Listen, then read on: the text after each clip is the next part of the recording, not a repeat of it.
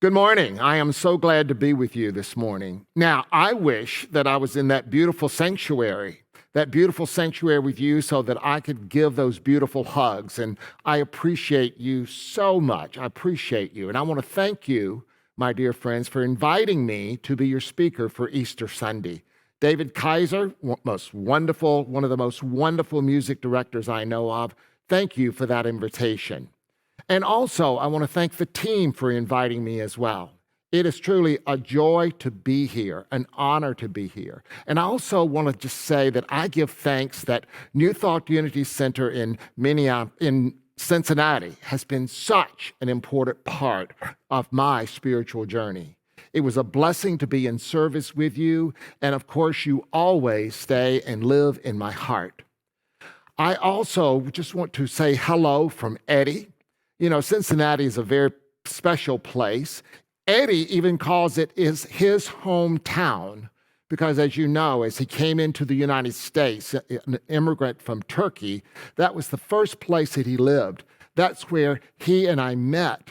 And of course, we've been together almost 19 years, and we'll soon be celebrating 10 years of marriage. So it's a special place for him and a special place for me. You know, I thought that I went to Cincinnati to serve a wonderful congregation, and I did. And at the same time, I also, without a doubt, believe that I was in Cincinnati to meet my spouse, the love of my life. So I just want to say hello from Eddie as well. I give thanks for so many people in that community that has assisted me with my spiritual journey. And I wish I had time to mention each and every name this morning, but I do want to call out a couple of people. You know, that beloved Ruth Davis that made her transition just not long ago. And of course, Reverend George and Nancy, such a powerful force in my life as well. And I could not go without mentioning Jack and Pat Barker, who served that church for 25 years plus. They were so helpful to me while I was there. And also, I do stay in touch with the co-minister that I served with, Doris Hoskins, as well. So each and every one of you has a special place in my heart. And of course, some of you I know, and many of you I'm sure I don't know. And I look forward to our paths crossing in the near future. Here in Minneapolis, it's been a mild winter in some ways. And yet the weather has broken and we are having some beautiful sunshine. And as I walked out the door this morning, I saw some bulbs that were really struggling to come up. Those little green shoots coming out of that ground. Those little green shoots. And as I looked at those, I thought, yes, that's Easter. And that is resurrection. Just like, Eddie planted those bulbs last fall. And guess what? Now they are attempting to come up. That is a true sign of spring, a true sign of the Easter story and resurrection. Now, obviously, you know the Easter story. Each and every year we gather together to tell that Easter story, to remind ourselves of the Easter story. There's pageants, there's plays, we do all these activities during our Holy Week, and especially Easter. Even our children can tell the Easter story. But my invitation to you this morning is not only just to know the Easter story, but to become the Easter story. To allow that Easter story to live in you and be in you today. Suppose, for example, in your own life, that every time that you cut yourself on the knee or something, all of a sudden that healing power was not there and it shortened your life. Or what if the sun at the sunset set and did not rise in the morning? How would that be? What about darkness that would be? And so we see the evidence of the resurrection everywhere we look, in nature and in our own personal lives. But as we come together on Easter, it is not that we are coming together to have a memorial service, for Jesus. We come together also to acknowledge the resurrection of Jesus, but we also come together to acknowledge that resurrecting power, that Easter power that is within you and within me. So today, my prayer for you, dear friends, is that you have that firsthand experience of Easter. Emerson says, I want an immediate evidence of God. I want immediate evidence of God. Paul said the same thing. I want, to be crucified with Christ. And I know that you want the same thing. You want that evidence of Easter to be experienced in your own heart and in your own soul. You know, Jesus, of course, we know the story. He was crucified. He was crucified on Good Friday. And then, of course, he was put in the tomb for 3 days. And then he resurrected. Children can tell us that story. But the important thing, I think, for me in my life, one of the things is that, as one of my teachers would say, if you are going to have a crucifixion, by all means, stick around for the resurrection. See, regardless of what is happening in our life, regardless of what that may look like, we have that power within us to resurrect. We just have to know that in our life. This resurrection process took place, my dear friends, within divine law. We may not understand it, but we know that divine law was present. And we also know, without a doubt, that divine law is repeatable.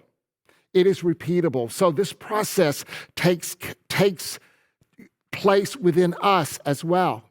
And just as Jesus came forth on that third day with that power of resurrection, we too have it within us to overcome anything that we may experience in our own life. Remember when Jesus came forth and Mary Magdalene in the garden had an experience, and he says, let me go. Let me go. In other words, he said, I have not ascended to my Father yet. I've not totally come, but let me go. And those words have stuck with me. Let me go. I think sometimes on Easter, we celebrate Jesus, but we also need to let him go. We need to let him go and not just have a memorial service one Easter after the next. We want to celebrate him and let him go.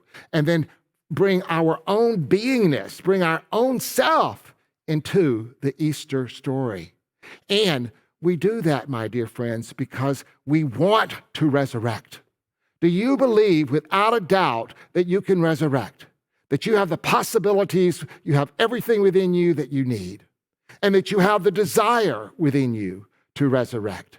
I believe it takes those two things, that feeling and that desire. And once we have that feeling and once we have that desire, just because the feeling and the desire is there, it means that the demonstration is possible as well.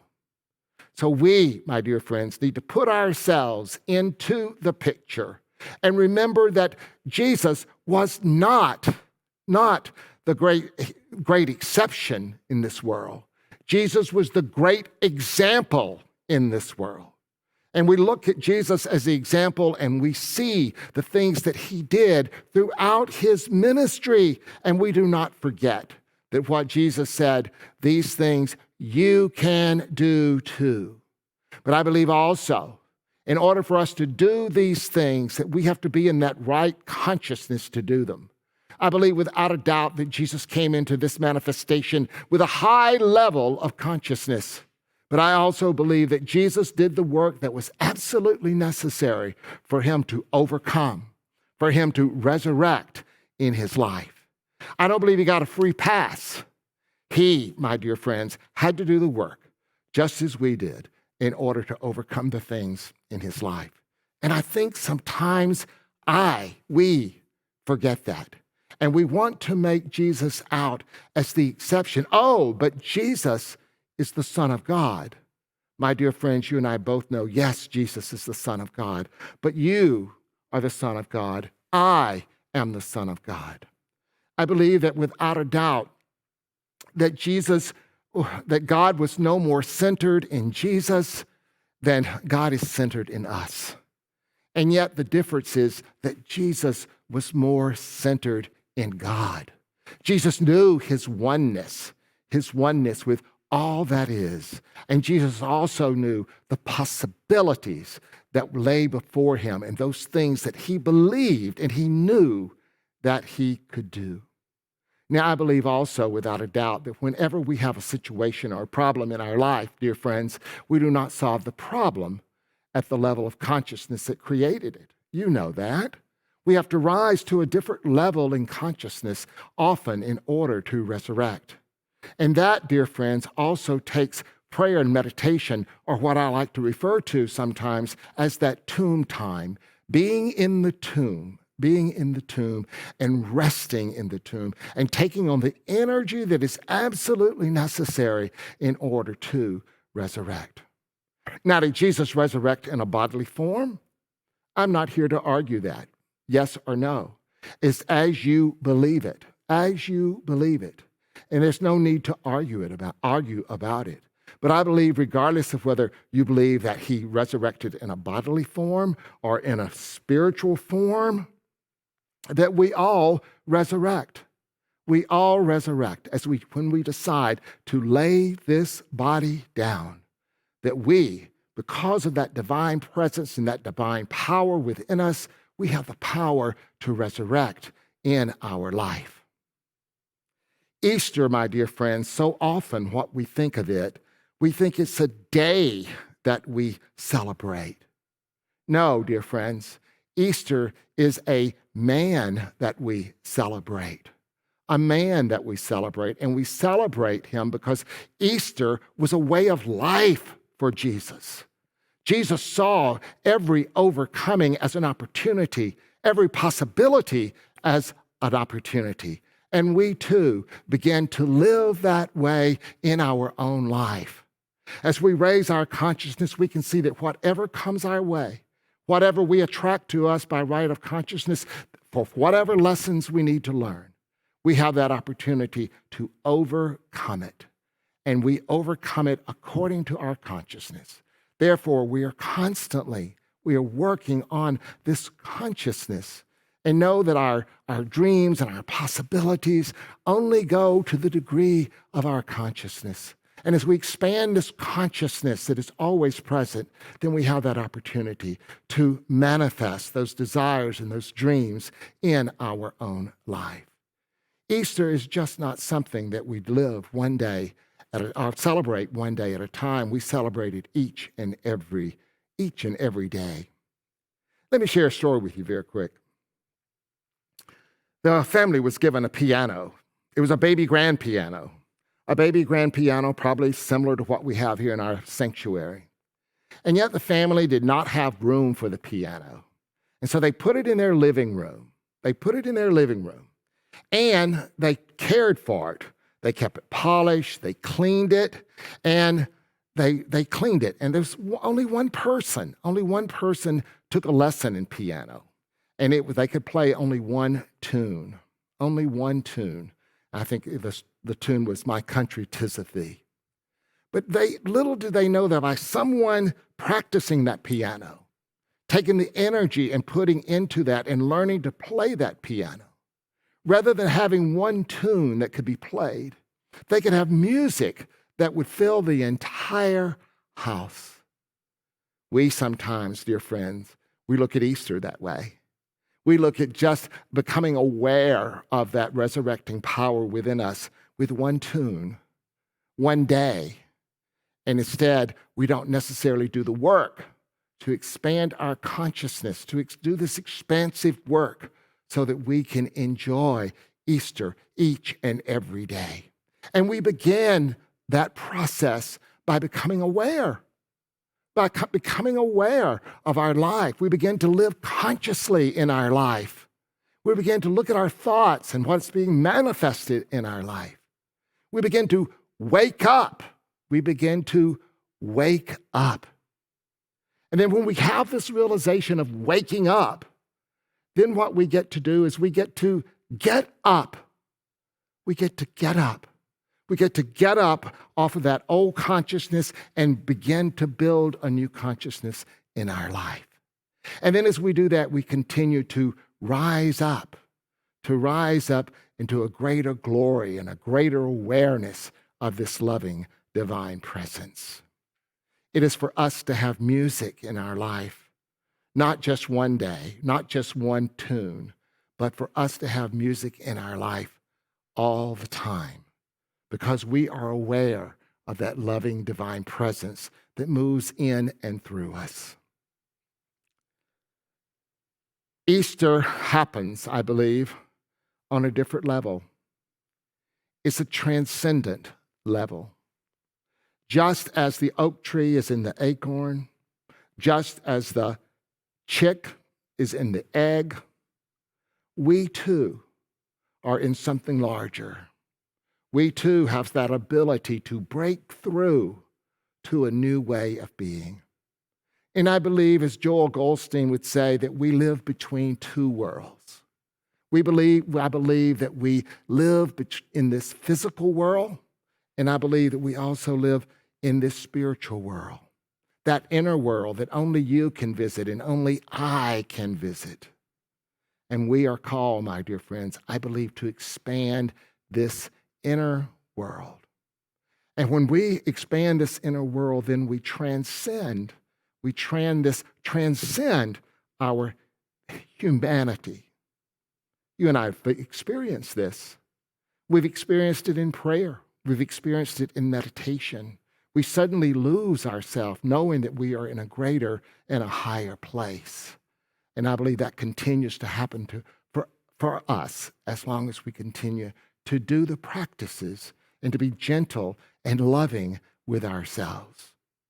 So yes, Easter happens here and now. Yes.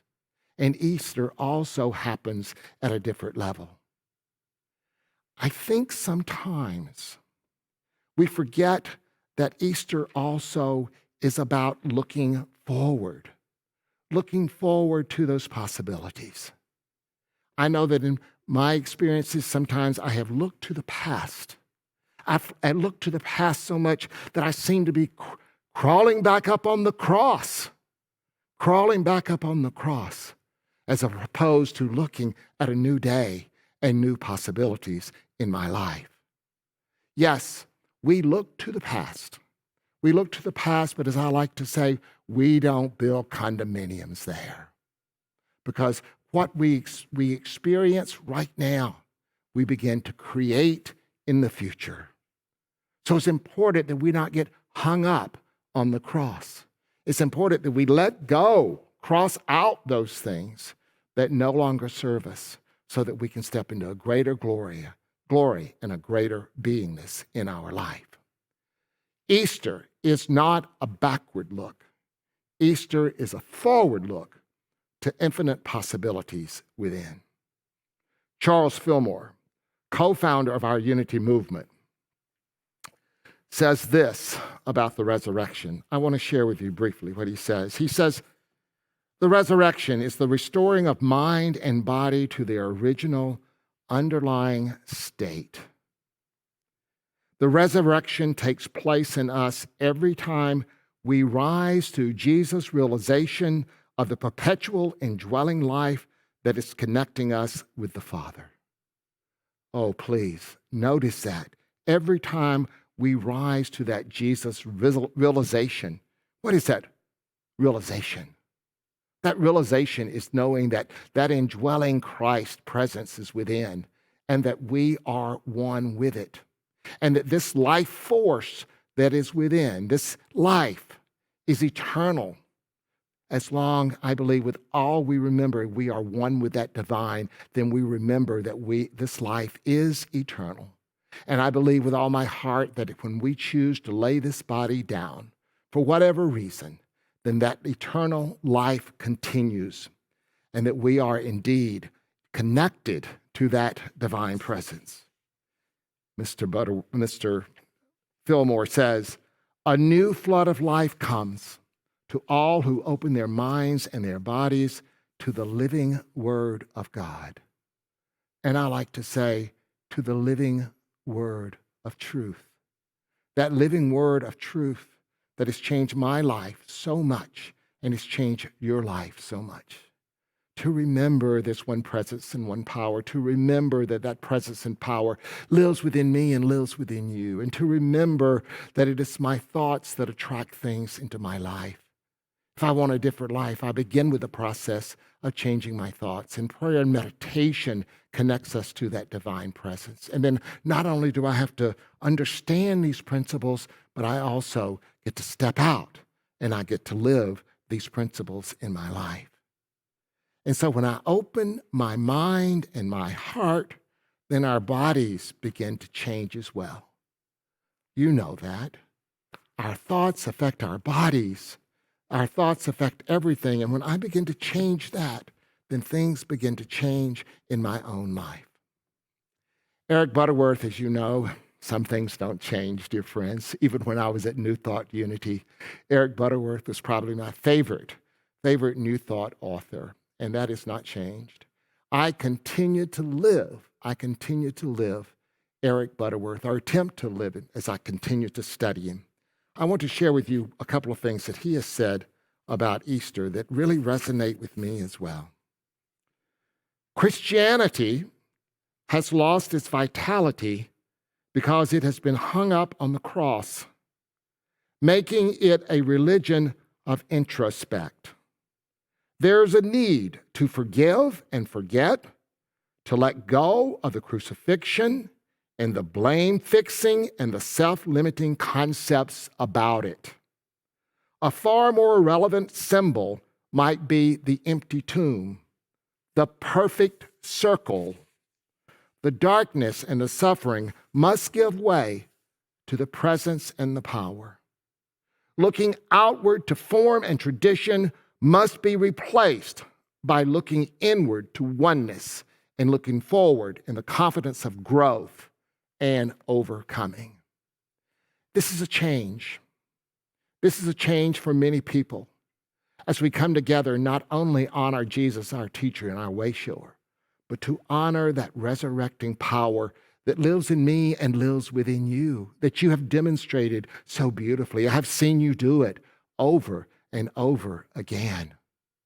And yet the world, the belief system in the world is so strong that it can pull us back to that old way of thinking.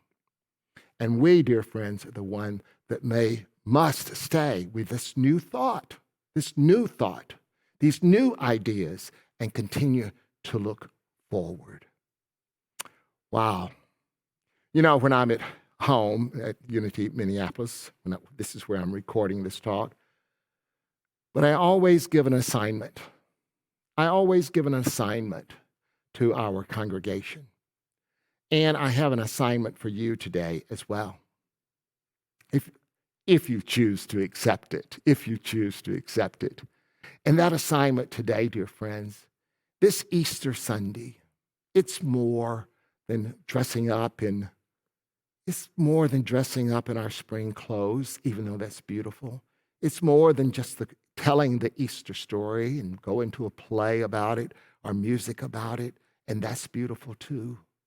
But that Easter story is within you. It's within me. That resurrecting power of God moving in and through you. But my dear friends, it's impossible for us to resurrect as long as we are hanging on the cross. As long as we have not let go or finished with those things that need to be finished. Your assignment this Easter Sunday or this week is to look at your life and see how you are still hanging on to the cross and not allowing the tomb, the stone, to be rolled away so that you can resurrect.